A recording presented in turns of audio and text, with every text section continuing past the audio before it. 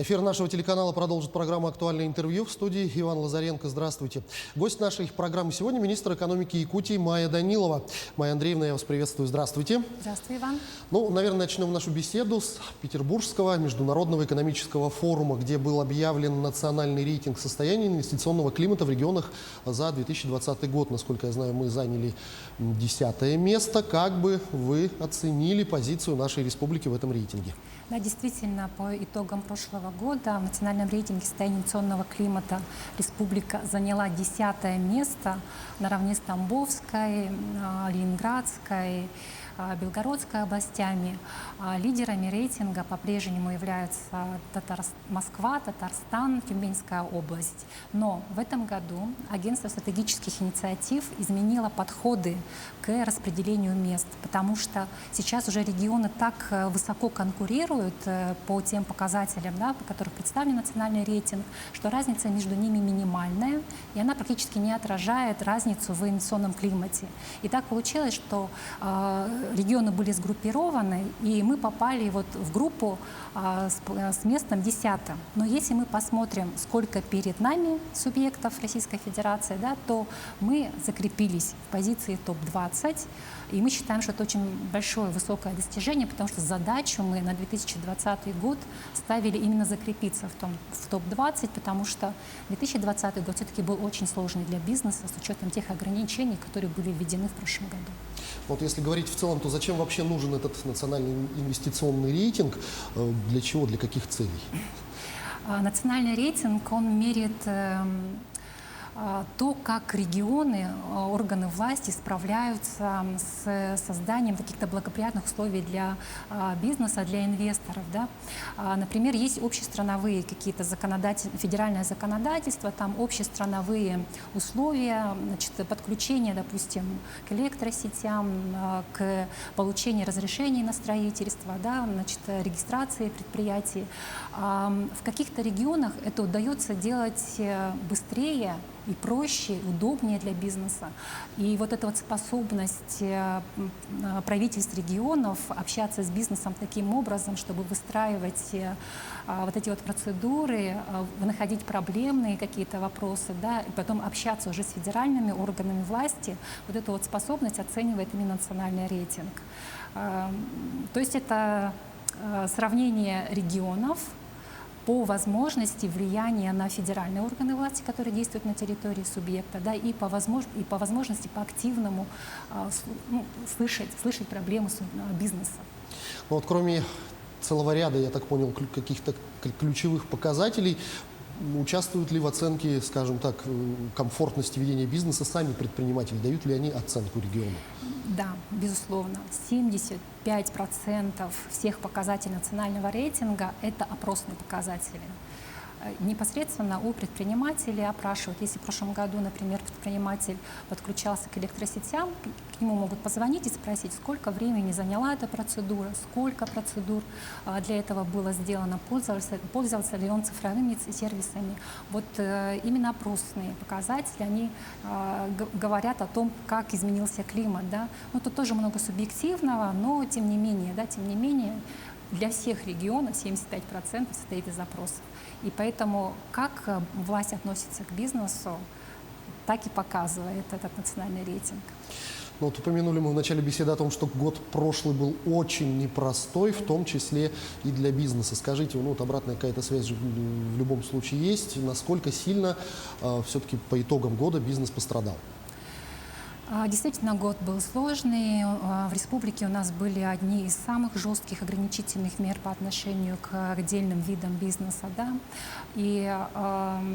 Но, тем не менее, значит, мы так расценили, когда думали о том, все-таки, как будут оцениваться регионы за 2020 год, все-таки за счет скорости реагирования на те изменения, которые происходили. И республика одна из первых. У нас даже самый первый антикризисный план был посвящен проблемам малого и среднего предпринимательства. Мы приняли целый пласт вопросов, связанных с региональными льготами налоговыми. Да? И также предпринимались активные меры взаимодействия с федеральными органами власти, там, с Минэком России, да, по выделению средств на финансирование проектов Фонда развития предпринимательства. Ну и в целом с Федеральной налоговой службой, когда уже федеральные меры поддержки пошли, тоже было очень активное взаимодействие и очень тесная работа. И надо сказать, что вот весь пакет антикризисных мер, в том числе федеральные меры поддержки, он оценивается в 1 400 000 000 рублей, федеральных больше, там 767 миллионов, да, и наши региональные меры поддержки около 570 миллионов рублей. Кроме этого, была еще оказана кредитная поддержка малому и среднему бизнесу в объеме 3 400 000 000.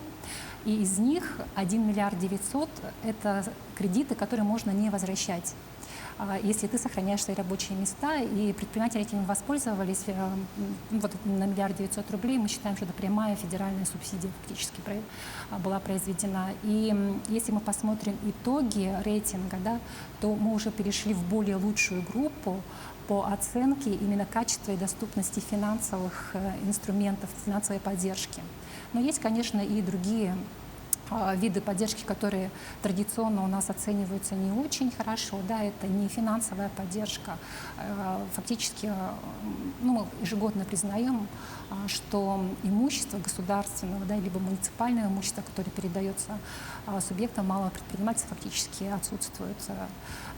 Вот, и с этой проблемой, конечно, будем работать дальше. Но если говорить о результатах, то это, конечно, количество субъектов малого и среднего предпринимательства, которое сохранилось. Мы считаем, сейчас вот идет уже на плюс, положительная динамика количества. Это, во-первых. А второе – это доходность. Все-таки доходность мы видим в объемах, через объемы налоговых поступлений. И вот за 2020 год по спецналоговым режимам поступления, несмотря на то, что полностью были освобождены от налогов за второй квартал, да, и были снижены различные виды там, годовой доходности по патентной системе налогообложения, поступления по спецналоговым режимам снизились всего на 2% и составили 3 600 000 000 рублей, а по упрощенной системе налогообложения, это самый такой популярный вид налога, увеличились на 5% поступления до 2 800 000 000 рублей. То есть, подытоживая, можно сказать, что бизнес выжил, выстоял и стремится еще к развитию дальнейшего. Он выстоял, нужно ему еще дальше помогать, получается. И вот наша дальнейшая задача на 2021 год также, опять же, закрепиться в топ-20 и идти дальше навстречу друг другу. Вот такой вопрос. С 1 июля вступает новый федеральный закон о контроле и надзоре. Что изменится с введением этого закона? Да, контрольно-надзорная деятельность очень чувствительная для бизнеса. Они очень сильно реагируют на количество проверок, да, и сколько времени затрачивается на все эти инспекционные проверки. И вот новый закон о контрольно-надзорной деятельности, он направлен на профилактику правонарушений. И все сейчас контрольные надзорные органы, они обязаны иметь программы профилактических работ, они объясняют бизнесу. Если первое нарушение, то это должно быть предупреждение, не штраф. Да?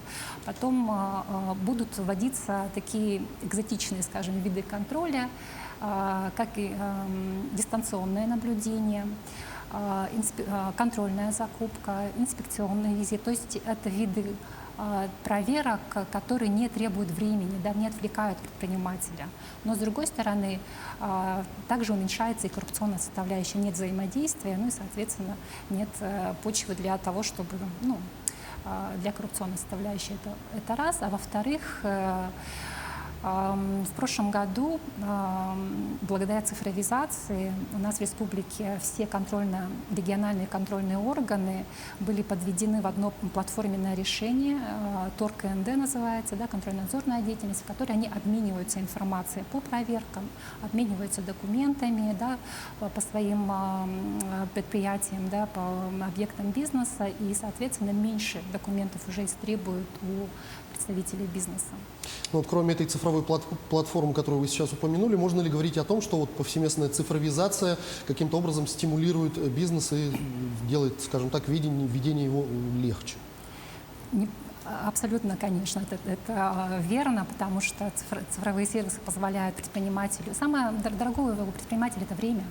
Да, и, соответственно, в любое время он может обратиться в тот орган, который ему необходим, получить услугу в электронном виде. Да. У нас уже давно это реализовано в разрешении, получение разрешения на строительство, в подключении к электросетям. Да, и Федеральная налоговая служба тоже очень развивает свои цифровые сервисы, получение там документов по собственности, кадастровый учет. Вот все это будет в дальнейшем, опять же, цифровизация, все это будет улучшаться. Но в прошлом году, например, мы выявили проблему, которая касалась наличия электронной цифровой подписи у предпринимателей. Да? И центры «Мой бизнес» в прошлом году предоставляли такую услугу, бесплатное оформление этой электронной цифровой подписи, и 816 предпринимателей этим воспользовалось, и я считаю, что это тоже большой такой существенный вклад в цифровизацию. Ну и в завершении беседы скажите, а какой инструмент для повышения инвестиционной привлекательности республики, на ваш взгляд, все-таки самый эффективный? Какие инструменты в этом году продолжили свою работу, и какие, может быть, появятся новые инструменты? Ну, к инструментам работы, да, по поддержке предпринимательства мы все-таки относим в большей степени это то, что развивает отношения, диалог. Да, это Координационный совет по предпринимательству. Он полностью у нас практически состоит из представителей бизнеса, и постоянно на уровне главы рассматриваются те проблемные вопросы, которые инициируют, да, предприниматели. Это, во-первых. Во-вторых, для развития бизнеса также есть такие инструменты, как прямая связь, да, с руководством региона. То есть можно также через социальные сети обратиться, и всегда тебе отвечают. Да, всегда отвечает министр предпринимательства, министр экономики, Кирилл Евгеньевич Бычков, вице-премьер, тоже непосредственно закрепленный, да, ответственный за состояние национального инвестиционного климата в регионе. И в этом году у нас новый инструмент — это лаборатория, так называемая. Да, это рабочая группа из специалистов министерств и представителей предпринимательского сообщества. Эта лаборатория называется «Развитие деловой активности», в которой мы конкретно уже рассматриваем непосредственно кейсы проблемные, да, предпринимателей, и выносим их на обсуждение на Координационный совет по предпринимательству. Эта лаборатория, она не только затрагивает показатели национального рейтинга, да, но она заточена, например, на такие проблемы, как стимулирование закупок у малого и среднего бизнеса, проблемы, связанные с высоким наличием государственных учреждений, в высококонкурентных секторах — это связь, дополнительное образование, здравоохранение. Вот все эти вопросы мы там рассматриваем в работе лаборатории и определенные решения выносим на рассмотрение главы республики. Майя Андреевна, я благодарю вас за эту беседу. Спасибо, что ответили на наши вопросы. Всего самого доброго вам.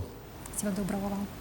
Это была программа «Актуальное интервью». Гостем нашей студии был министр экономики Якутии Майя Данилова. Берегите себя, не забывайте носить маски и соблюдать дистанцию в общественных местах. До встречи в эфире.